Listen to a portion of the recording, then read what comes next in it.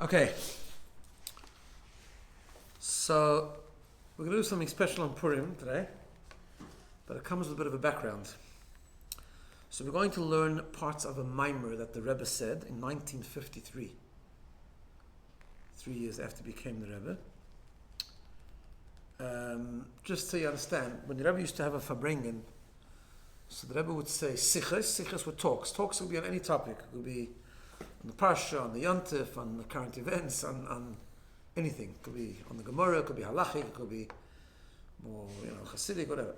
A mimer was different. The mimer was always said, first of all, there was a special nigun that the Rebbe that would sing before the Rebbe would say a mimer.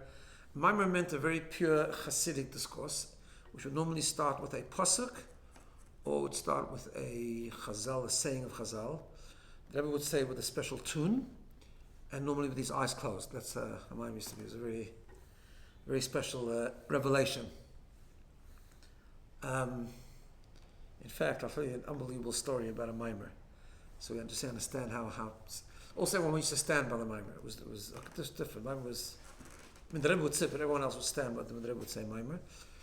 Just to say, understand how different the mimer is. I don't know how to explain these things, but this is the fact. I heard the doctor tell the story himself. In 1978, when the Rebbe, at the end of 77, when the Rebbe had a heart attack on Shmini Atzeres, right, a famous thing, and the Rebbe he didn't go to hospital because they brought the hospital to him. They set up his room like a hospital, and for couple of months, the Rebbe was in his room, didn't speak. He spoke a couple of talks, brief talks from his room, like some sichos from his room with a microphone.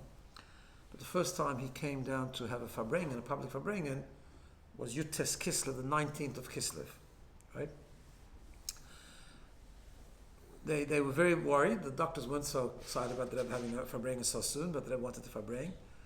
And Dr. Weiss was then the Rebbe's cardiologist, and he was the Rebbe's doctor, been with him the whole way. Sorry, there's an extra one here.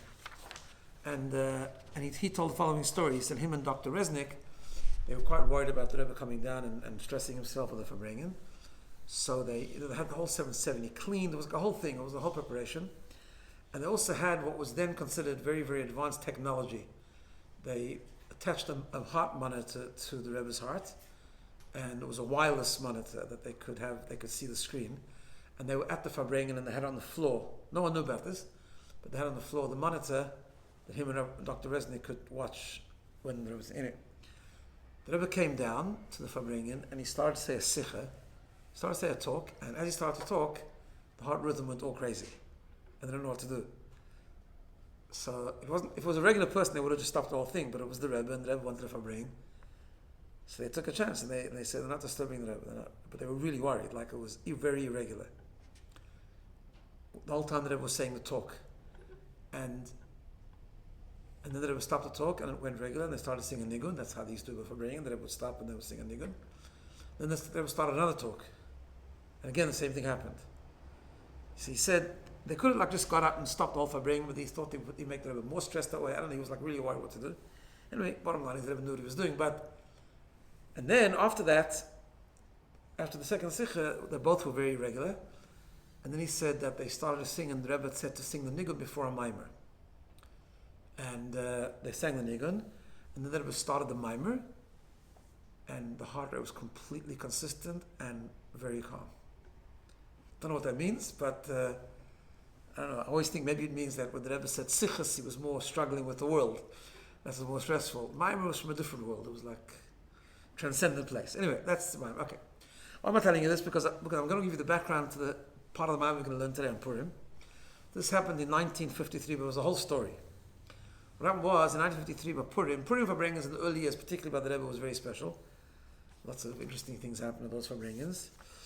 So the Rebbe, after a few talks at that Farbrengen, he said a mimer. I don't remember exactly what the beginning of the mimer was. It's not the mimer we're going to learn now. He said a mimer. Okay, then he continued talking about the various sichas. Then at about 4 a.m. in the morning, these Farbrengens used to go very long, in those days particularly. The Rebbe became very serious, and he started telling the following story.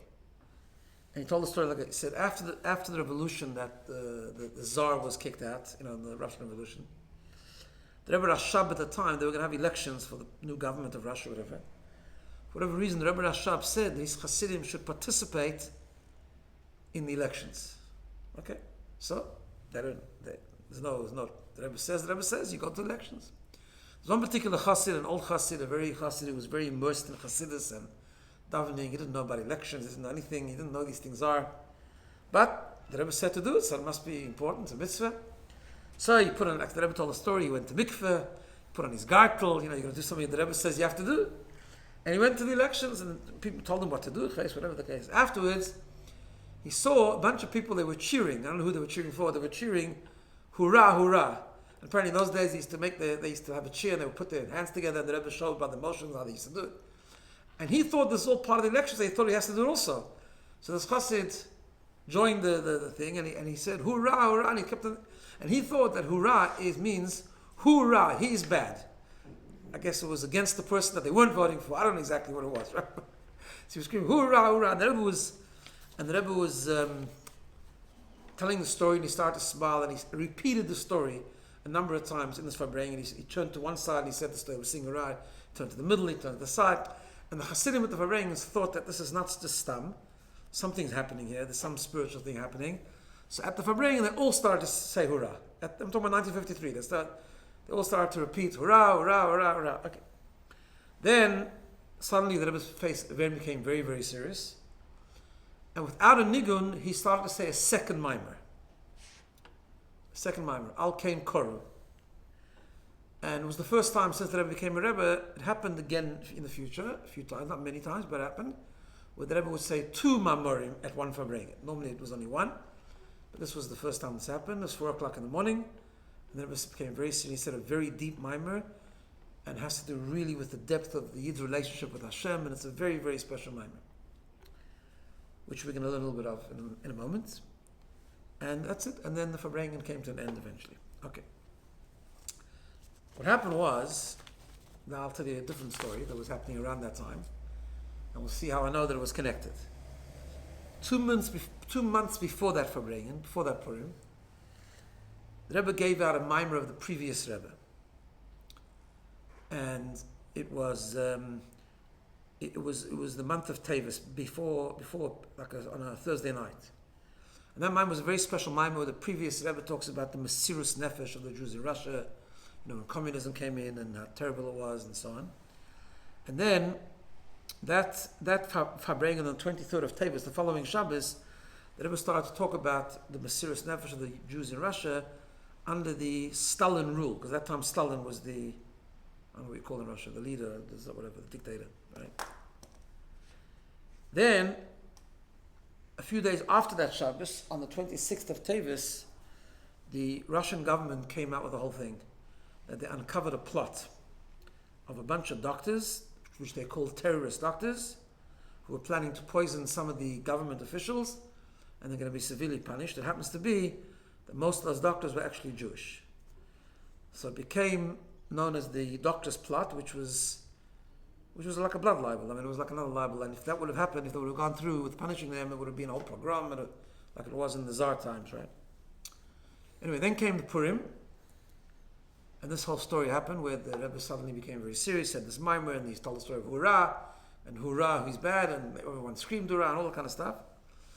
The next day, 2 days later, on the 16th of Adar, after that Purim, suddenly the Moscow radio station announced that 2 days before, Stalin had a coma, he had a heart attack or something, he'd fallen into a coma, and the next day the truth was announced that he was dead. He died. And Chassidim always thought that it was connected, that the Rebbe somehow knew, or he was helping along that he should disappear, and he died. And because he died, the whole thing of the doctors just fell apart. The whole plot died. So, and the Jews were very relieved. They were still under communism, but it was a big mess. And Chassidim always thought that this was obviously connected. The Rebbe saw things in Shemayim. 38 years later, in 1991, Tafshin and Aleph. So the way it used to work is that after the Rebbe said a Maimer, they would transcribe the Maimer, and it was known as an unedited version of the Maimer. Then, in the last years of the Rebbe, before Gimel Tammuz, they gave in a lot of these unedited Maimarim. Rabbi Yoel used to work them over, put footnotes, references. They would send it into the Maimer. They would send it into the Rebbe would edit it and sometimes make big corrections, and they would publish it. And then there's 6 volumes now of, most of the Maimarim we have are still unedited, but, taken from recordings, so it's accurate, but they're not, not fully edited. There's like 6 volumes now, 7 Maimarim. Look at of Maimarim of the Rebbe that are edited Maimarim, known as Maimarim which are Mugam. Mugam means they're edited by the Rebbe. And the Rebbe would send them out. When they would publish a new Maimer, an edited Maimer, sometimes it would years later, after the Maimer was said, right? They would always put an introduction to the Maimer, and the Rebbe would check that introduction or sometimes make changes. In other words, introductions, not only the Maimer is edited, but the introduction is also edited. In other words, that the Rebbe was happy with what was said there, otherwise he would change things. So they sent in this Maimer, they took this Maimer in 1953, this was before Purim 1991 I mean, and they sent it into the Rebbe. They wanted to publish it before Purim in Tafshin Nun Aleph. The reason they did this a lot in the last few years is because the last few years the Rebbe stopped saying Maimarim. He didn't say Maimer anymore. Basically especially after the Rebbetzin passed away. A little bit later than that, he would say sometimes a Maimer in the way of a Sikha, but basically stopped saying Maimarim, except for certain exceptions, but that was more or less. So they used to give in the old Maimarim and edited them, and they were published before Yom Tov. They would publish the Maimer. When they sent in this Maimer, they put an introduction. They said like this. The introduction read the following. As Purim approaches, we publish the Maimer beginning Al Kain Koru, which the Rebbe said the Farbrengen 5713, which is 1953, as a second Maimer, the Purim Farbrengen. And then the introduction says, it looks like, it appears, it says, that's what they put in the introduction, that the Maimer, and that Maimer was in connection to the events that happened in that time, leading to the downfall of the leader of that country, an enemy of the Yidden, as was understood then from the story the Rebbe told as the introduction to this Maimer regarding the Rebbe Rashab's instructions at the time of the downfall of the Tsar. That's what they put in the introduction. They wanted to see if the Rebbe was going to leave it there or not. Right? And the Rebbe did. The Rebbe left it exactly the way it was. And he confirmed that Taka, that whole story in 1953, was all connected with that event that happened in Russia.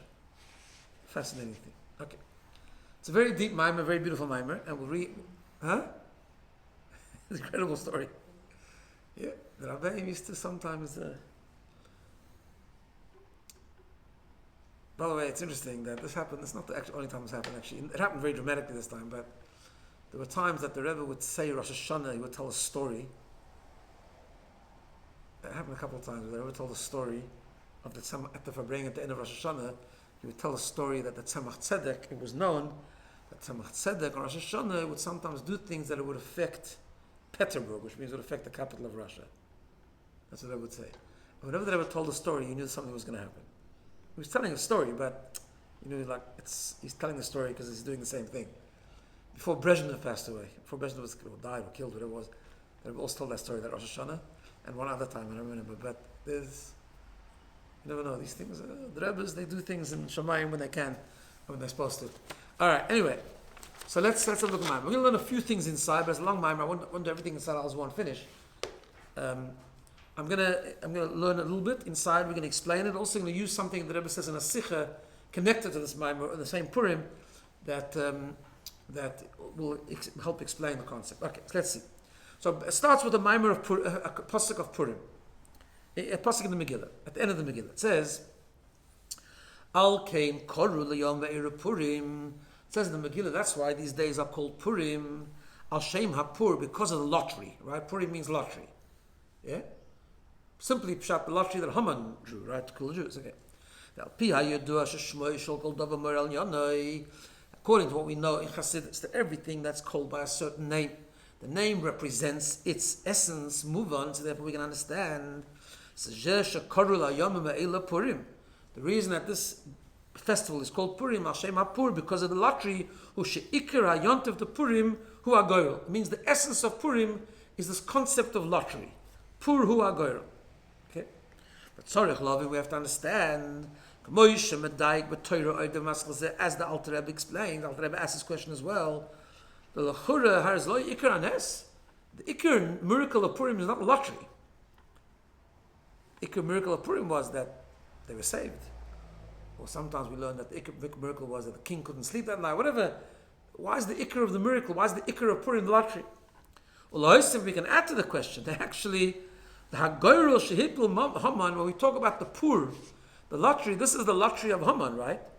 Not only wasn't it the main thing of the miracle, it wasn't even part of the miracle. On the contrary.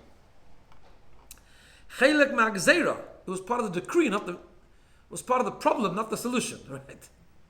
We never do that. On Pesach, we call Pesach because Hashem jumped over the houses and saved the Jewish people. Saved the Jewish firstborns, right? Chanukah is because Chanu, they rested, or they made a Chanukah Sabayis. Sukkot because they sat in Sukkot, right? We don't call the Yom Tov after the decree, we call it after the salvation, right? The Megillah says, this is the decree, this is the lottery that he drew to destroy them. And the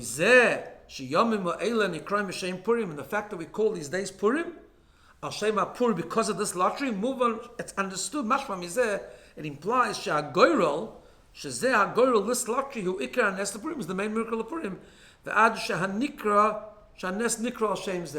the miracle is called because of this Nes. But what's the Nes? This was part of the Gzeira, not the Nes. Okay. Good. Let's have a look at number 2. You can understand it. According to what it's explained in Torah Or with Alter Rebbe, the Purim and Yom Kippurim shayachim zalazeh. We know the famous thing that Purim and Yom Kippur are connected, right? Now we know, and he says in brackets, the Yiseirim is not only connected, but we know the Mizesh Yom Kippurim u Kippurim. The Tikkun Zohar says that the fact that Yom Kippur is called Yom Kippurim, the Chaf Adini with the Chaf, it's like Purim. Which means that Purim is actually higher than Yom Kippur. Okay, that's another discussion. Now, Purim and Yom Kippur are connected. We find this also in this concept of lottery, right? What's the connection between Purim and Yom Kippur? We find it. They both connected with the concept of lottery. Purim, Haman drew lots.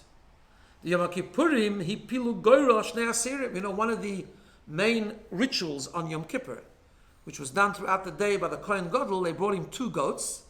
2 goats, as we'll see the significance of this later, 2 goats that looked the same and they were the same height and so on, they were the same price. And he drew lots, one to go to Hashem as a korban, one to go to the cliff, the Azazel. Sorry. Thank you. Yeah. But there's something about lottery on Yom Kippur for some reason, right? I mean, they could have chosen the goats a different way. Why lottery? The Gam Purim, and then we have Purim also, Hashem HaPur Hu HaGoyro. Right? That's one connection we see. Another connection we see, the Oid Inyan, which is connected to the concept of lottery, as we'll see later. The Oid Inyan Ba Shaykhis to Purim Yom Kippurim. Another concept of the connection between Purim and Yom Kippur is they're both higher than the name of Hashem, Yud Kei Vav Kei. Let's just explain this for a minute. So we know that the many names of Hashem, right? Normally we use one of 2 names, Elokim or Havaya, Yud Kei Vav Kei. Elokim is the name of Tzimtzum, the name of limitation, the name of judgment, the name of Gvura. Well, Yud Kei Vav Kei is the name of, it's like Hashem's, highest name. It's the name of infinity, name of compassion, the name of the unlimited name. However, we learn in Chassidus that Yud Kei Vav Kei, as high as it is not the essence of Hashem. The essence of Hashem cannot be described by any name, right? Yeah, it's an infinite revelation of Hashem. It's the connection between us and Hashem, Yud Kei, the whole thing. But it's not the essence of Hashem. And there are sometimes, in fact, we see this in even the Seres HaDibros, the 10 Commandments. We have the 3 words, Anoichi Hashem Elokecha. I am Hashem your God. Anoichi is the essence of Hashem, higher than Hashem, higher than Yud Kei Vav Kei.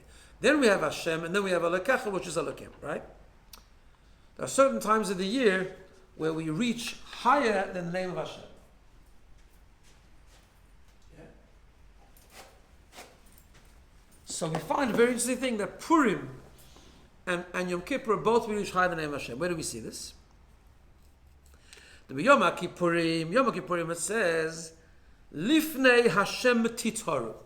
We say in all the brachas of Yom Kippur, we quote the pasuk where the pasuk says that you should come before Hashem on Yom Kippur, you'll be atoned for, you'll be purified, you'll have to be able to do tshuva, you'll reconnect to Hashem. Lifnei Hashem Titharu, before God you shall become pure. That's the simple meaning of the pasuk. But in Chassidus it says, the word lifnei means before.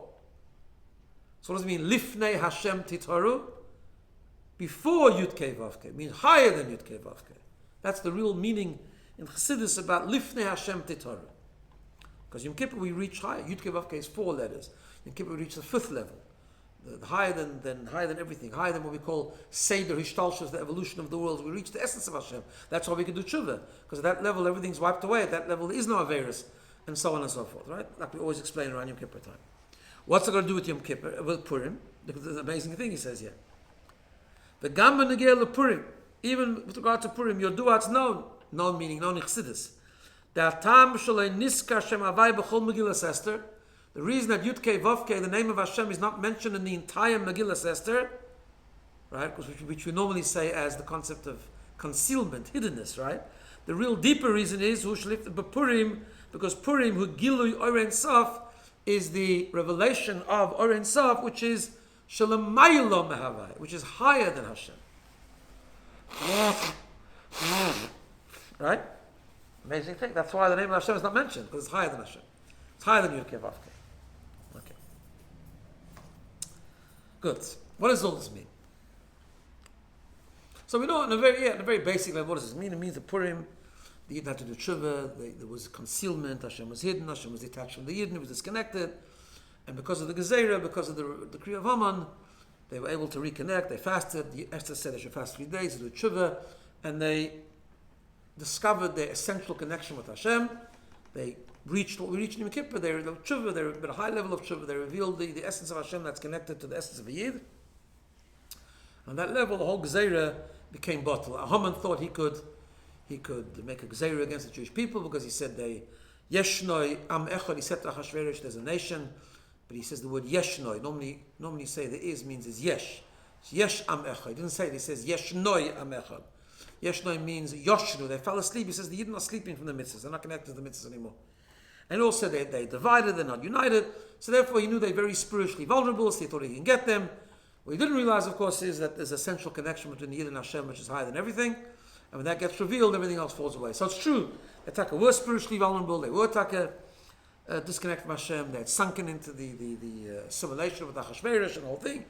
But when they did tshuva and they reconnected, it was like in Kippur, they reconnected the highest level of connection between them and Hashem, which is higher than the connection of Yud-Kei Vav-Kei, and that's when the Gezerah was reversed, right? Okay, that's the simple idea. But let's take it much deeper. In this Maimer explains a couple of things. First of all, he explains why Haman drew lots. He explains why Haman built a gallows of 50 amos. Why 50 amos? Why not 45 amos, right? And he explains the whole idea of Bechira, of Hashem choosing us as His nation. What does it mean? What does it actually mean? I want to give a thing. So we find in Chassidus very often that when we learn about people like Haman in the Tanakh or other people like that, and then we say we learn all kinds of deep things why they did certain things because it was connected with very deep levels. And the question obviously is, what did Haman learn Chassidus? What did Haman learn Kabbalah? Like how do you know these things? So I don't know what it means. I don't know if he knew it, he didn't know, but we know that Haman down here parallels Haman up there. The whole Megillah runs on 2 levels, right? There's the story, the way it plays out in Persia, but then there's the story of what's really happening. The power of Klippa, the power of Amalek, is Haman, and Achashverosh, and Hamelech means the king, and then Mordechai means the Jew, and Esther means the hidden Jew, and all these different kind of things, right? There's a whole other story taking place as the story's playing out here. In fact, the story playing out here is a secondary story. The real story is what's happening in Baruchnis. It's just playing out in Gashmias the way it's playing out in Ruchnis, really. Okay. So let's understand the Baruchnis. So I want to explain a concept which is not in this Maimon directly, but it will help us understand what it says in this Maimon. Hashem, we say Hashem chose Bnei Yisrael. Bechira. We say V'dein Davening. Uvonu v'chartu mikol am v'loshen, right? Together with that, He also chose Torah mitzvahs. Hashem's relationship to mitzvahs is also Bechira. What does that mean? So we find we look at Chazal, and we look at mitzvahs, right? It's easy to explain with mitzvahs, and then we can explain how it works with Yidden also. We find three things. On the one hand, we find mitzvahs are the representation of good over evil. And every mitzvah has a reason. Every mitzvah makes sense. Okay, we have chukim that don't make sense, but that's because many of them we don't know the reason, but there is a reason. Whatever the case is, there's a level where mitzvahs are good for you. Mitzvahs are important, correct? One of the things we're supposed to know that there's good and there's bad, and we choose good, right? So in other words, you put a mezuzah on your door, it makes sense. It makes sense either in rationale or makes sense in ruchnius. I don't know, when you put a mezuzah, there's protection, but mezuzah, we accomplishing a certain revelation of godliness in the world. Put on tefillin, like Shabbos kanos.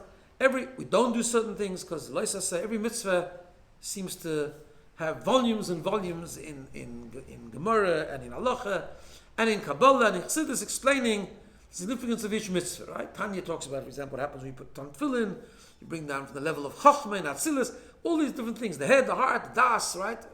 There's 4 compartments of tefillin because it's Chochmah, BINA, and then das divides into 2. There's explanations which make the mitzvahs make sense, right? And it gives them a significance and worth following over not doing them, or over chas v'sholom doing an avera, right? Okay. Then all of a sudden there's a fascinating medrash. The medrash says, what does Hashem care if you shecht the animal in the front of the animal or in the neck of the animal? Who cares? You look at Hilchah Shchita, everything is exact, the knife, the way it has to be shechted, what has to be shechted, and if you do it wrong, it's straight. Says the Medrash thing, Hashem cares, He cares which way you do it, like in the front, the back, who cares? Right? Elo says the Medrash, why did Hashem give us mitzvahs? Let's saref pohen abrius, just to give us a discipline, a program of discipline. Which seems different to what we just said, right? Seems different. We just said that every mitzvah has an explanation. There's a reason for everything. Some things we know the reason, another reason, but there's an explanation, there's importance, there's significance, every detail of every mitzvah, right? Which means Hashem does, He wants you to do it this way because this is the way it makes sense. He wants you to put a mezuzah in the third top of the door because apparently that's important. And then we have a midrash saying, no, it's not important, just to teach us discipline, right? Then you have in Chassidus come explains that actually no. Mitzvahs are really, it's Hashem's ratzon. I think we had this recently, right? We had it in Tanya. It's mamish Hashem's essence. This is what he wants. Why he wants separate story, but this is mamish what he wants. It's like the Rabbi Rashav, a famous sikh, where he said, "Kol mitzvahs misyachsim ala atzmos." All the mitzvahs go straight to the essence of Hashem. So what's going on here? The mitzvah is sensible. Does Hashem not care about the mitzvahs? Is mitzvahs actually so important to him that it's even higher than rationale? What are we talking about? What's going on? So we explain the following. There's 3 levels.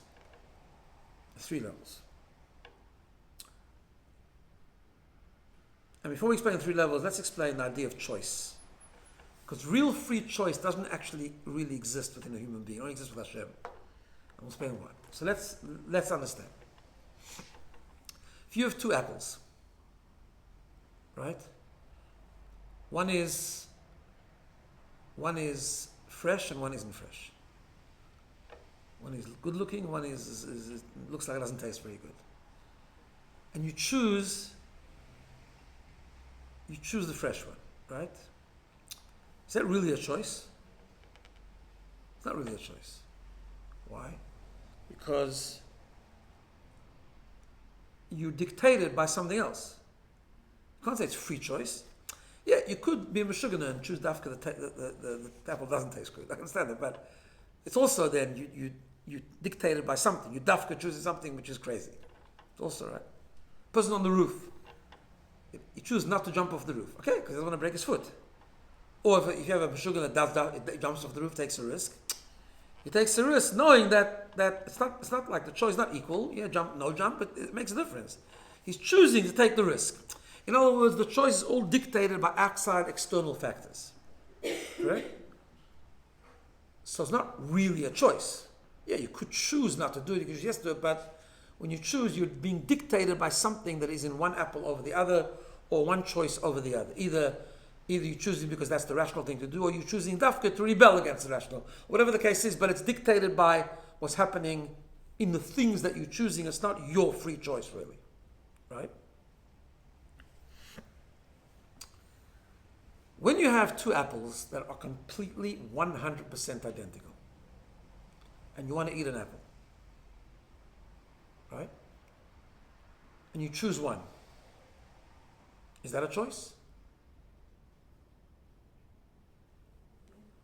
Not really. It's not a choice, it's a random choice.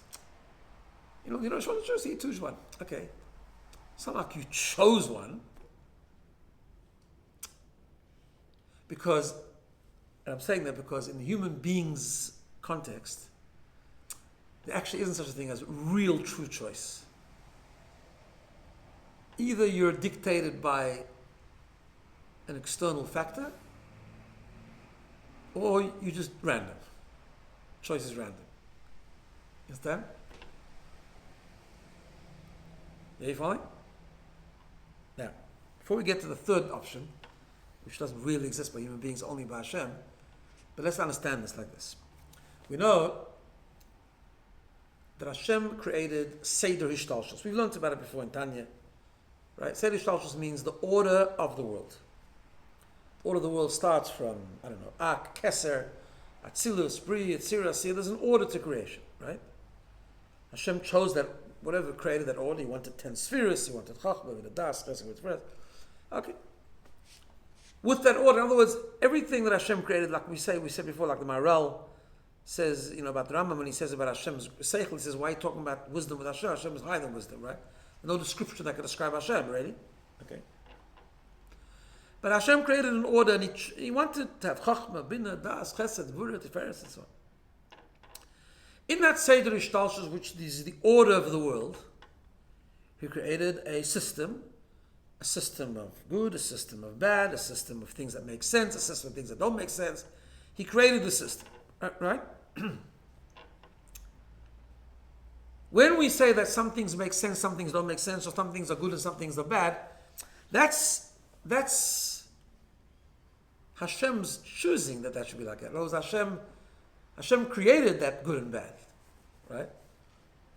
So if I can explain to you why the mezuzah should be on the top, not on the bottom of the door,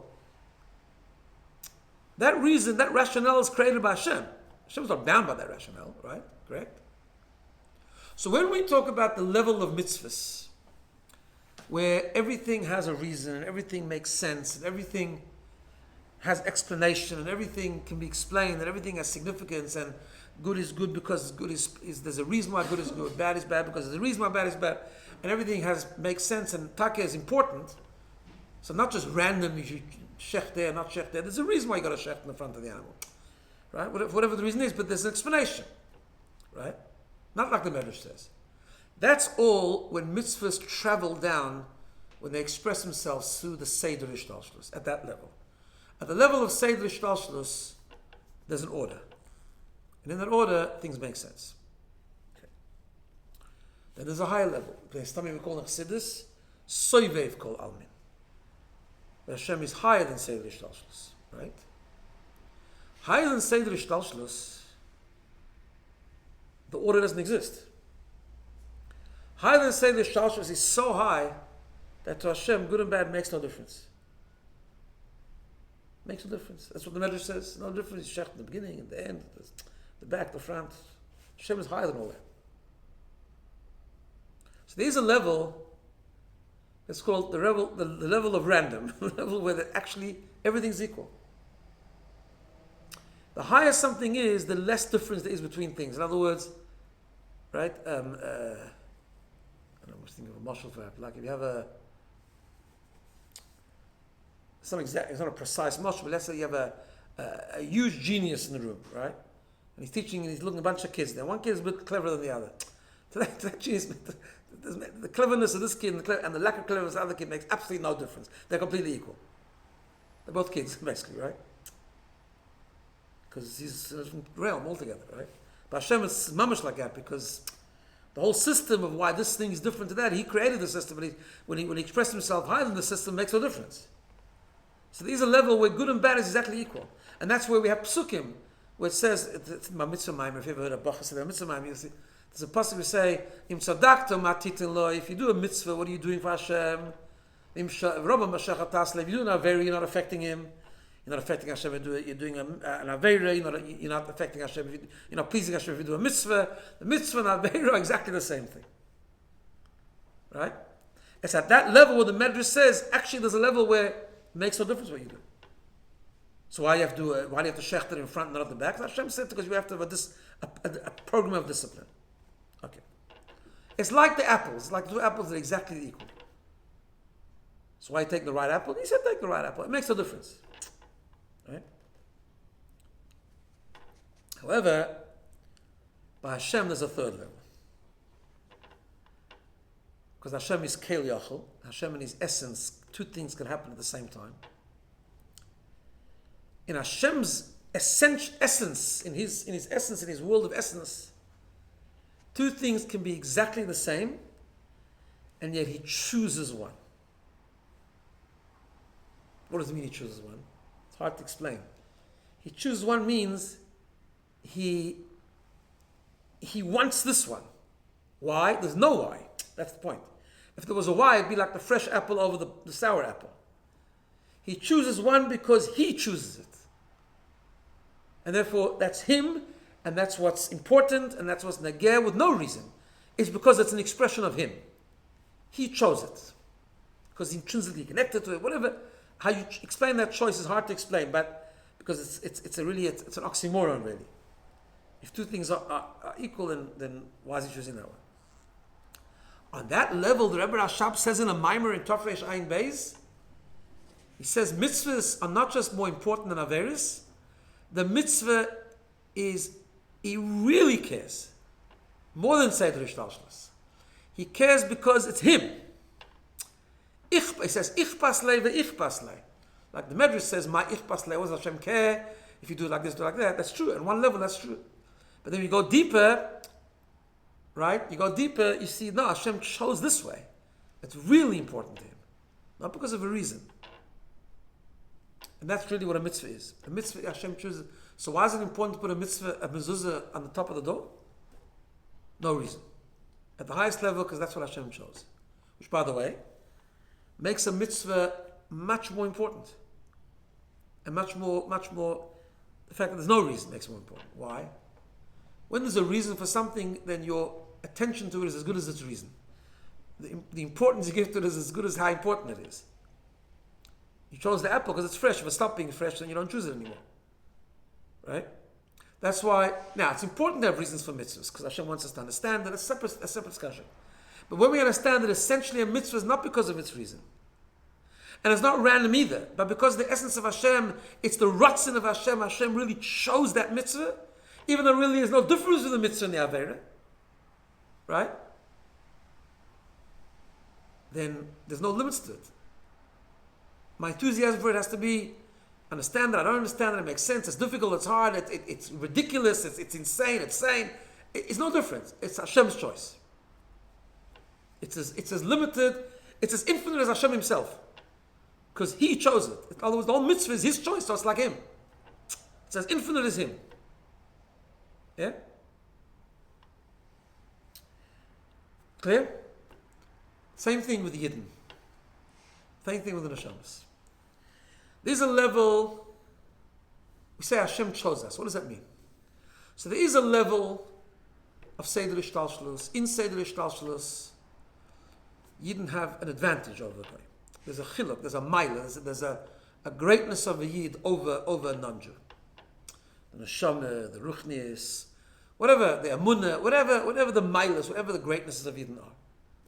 A Yid, there's a greatness to a Neshama over a non-Jew. Right? That's in Seder Ishtal. Just like when the mitzvahs are important. Similar, a Yid is important, a Yid is special. When you go higher than Seder Ishtalshlus, in Soivev Kol Almin, a Yid and a Goy is exactly the same thing. Equal. There's a pasuk that we say, it's one of the Haftorahs. There's a pasuk that says, Hale'och Esav leYaakov. Esav and Yaakov are brothers, they're equal. Right? That's that when the two apples are exactly the same. When it's higher, when we're higher than the order. There's no advantage of it. There's no rational advantage of a Yid over a non-Jew. Yeah? However, it's in that randomness, when they're exactly equal, that a greater level of a Yid is revealed. Because the pasuk ends off, Hale'och Esav leYaakov. There's a brother, Esav and Yaakov are brothers, V'oyav es Yaakov, but I love Yaakov. Why do you love Yaakov? If they're exactly the same, why do you love Yaakov? Not because of the greatness of Yaakov, because Hashem chose Yaakov. Uvonu v'charta mikol am v'loshem. And Hashem chooses Yaakov. Hashem chooses Yaakov, there's no limits. It's unbreakable. No way to break that. Yeah? That's the level of the essence of Hashem. So there's Mamale Kol Almin, Seder Ishtalshlus. There's Sovev Kol Almin, where it's infinite light of Hashem and therefore everything's equal. And it's there where Hashem's essence is revealed, where he has the two apples that are exactly the same, but he chooses one. Esav, that mitzvah and Aveira are exactly the same, and he chooses the mitzvah. Yaakov and Esav are exactly the same, and he chooses Yaakov. That's the deepest connection between Yid and Hashem. Right?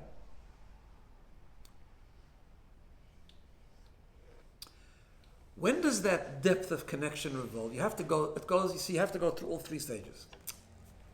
When the advantage of a Yid over a non-Jew is explainable, if there's a reason, then there's no depth. Then the depth of Bechira cannot be revealed. Because, what do I mean? This apple is better because it's fresh. You can't say, I chose it. No, you didn't choose it. You chose it because it's fresh. You first have to go to the level where it's random. The level that's called the level of goyrol. Lottery. Lottery means there's no difference. I'm just choosing a lottery. Right? It's only when the two are equal that gives room for the third level to be revealed. That even though they're both equal, but the one is chosen, which is much deeper than having a greatness to it. Right? Same with mitzvahs. There's mitzvahs have a reason, so that at the level of Seder Shtalshus, mitzvahs have a reason, so that's their power. The power is their reason. The power is their greatness. The power is their virtue. First, you have to go to the level where there's no difference between a mitzvah and an avera, where Hashem doesn't care. And it's at that level where the two apples become exactly the same, which will give room then to the ultimate level, which is the choice of the mitzvah, or the choice of the Yid. Yeah? Now let's go to Purim. That's exactly what happened on Purim. Happens to Yom Kippur a bit too, but Purim in a deeper way. Right? Haman, it says in Chassidus, Haman knew that he has to go somewhere. He has to go to the level where Yid and a Goy is the same. Otherwise, how's he going to destroy the Jewish people? Inside the Ishtalshlus, the Yid are always protected. Because inside the Ishtalshlus, there's always a greatness. The Yid is a great. The Yid has a greatness to it. So what is he going to do? He's got to go to the level of Sovev Kol Almin. Again, I don't know how much Kabbalah Haman knew, but this is the power of Haman, right? He's got to go to the level of higher than Seder Shtalshus, where Esav and Yaakov are brothers. And therefore he sees it. From there, he can get as much as Yaakov can get. Haman is a Russia, but it doesn't matter. At that level, there's no difference between Esav and Yaakov. No difference between Amalek and the Yid. That's what he was trying to krich. He was trying to go to that level so he can destroy the Jewish people. Yeah? So what does he do? He throws lots. Goyrel. He wants to go to the level of Goyrel. Yeah? Where there's randomness. There's Yid or Goy, it's the same thing. He builds a gallows of 50 amas because 50, the number 50, says Chassidus is 7 is Seder Ishtalshus, 7 midas, 7 times 7 is 49. 50 is a transcendent number, higher than Seder Ishtalshus. Right? So he goes to 50, I'm going to build a gallows of 50, that's where I'm going to destroy Mordechai. The only thing is that Haman made a big mistake. Because when he revealed that level of the sameness between the Yid and the Goy, and the Yid didn't realize that's happening, that's why they did tshuva. It was that revelation of randomness, of goyrel, that gave room for the bechira of the Yid to be revealed. When the Yid did tshuva, Taka they did tshuva, they had to go high. But Haman had gone to the level of where Yid and the Goy are now the same. So they went even deeper through their tshuva. It was Dafka when the two apples became the same, that's when the level of bechira was able to be revealed. The third choice, which is that Hashem, yes, they're taka the same. but I choose the Yid. V'oyeves Yaakov es Esav Sanesi, the pasuk says. I dafka choose the Yid. The Bechira, V'onu v'charta b'kol am v'loshe. Let's have a look at the end in number 3, right? He says, V'zeu, that's why Al Kain Koru L'Yom Eila Purim, that's why we call the Yom Tov Purim. Al Shem HaPur, because of the lottery. Why? Shenefilas HaGoyrel L'Mailos K'fikavanas B'chiras Atzmos. Because what happened when the lottery was drawn, it actually revealed the Bechira, the choosing of Hashem's essence of the Yid. Which means that Gam She'och Esav L'Yaakov, that even though Esav and Yaakov are equal, Mikol Mokem V'oyeves Yaakov es Esav Sanesi. I love Yaakov and I hate Esav. Which means, how did it happen? Because the whole year the Yidden had Mesiras Nefesh.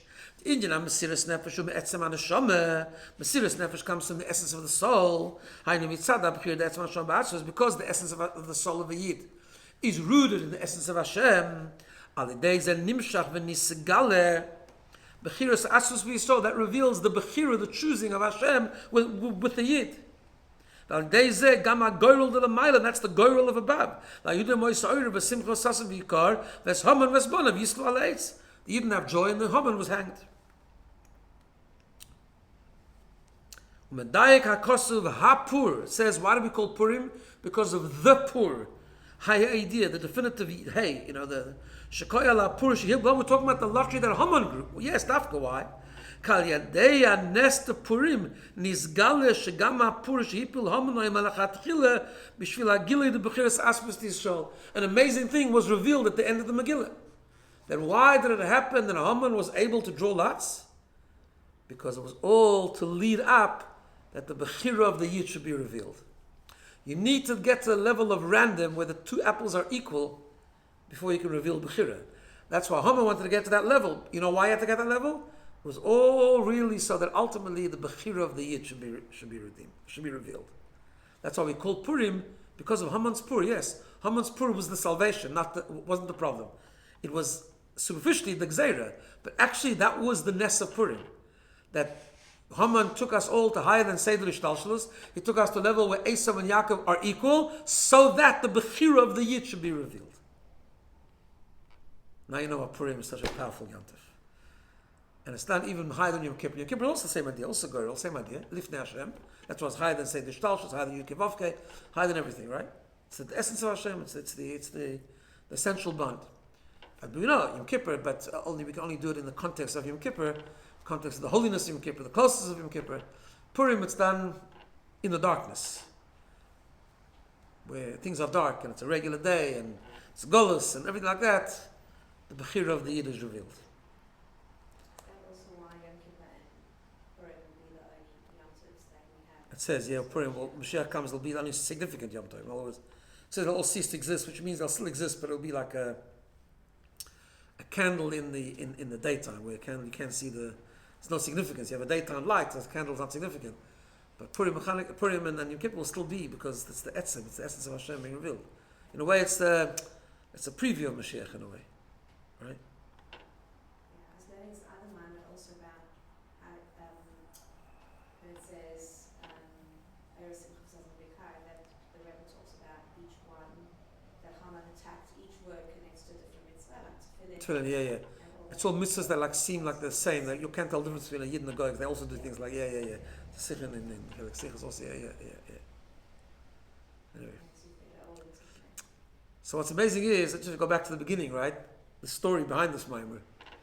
This is the Maimer that brings out the ultimate infinity of a Yid. That's why ultimately no one can touch a Yid. And when he said it was all part of the Gzeira of Stalin dying, so that terrible plot of the doctors shouldn't come to fruition. Anyway, Kain Tilanu, we need that now to be revealed as well, so that everything else will disappear, and Yidden will come out completely on top. Good.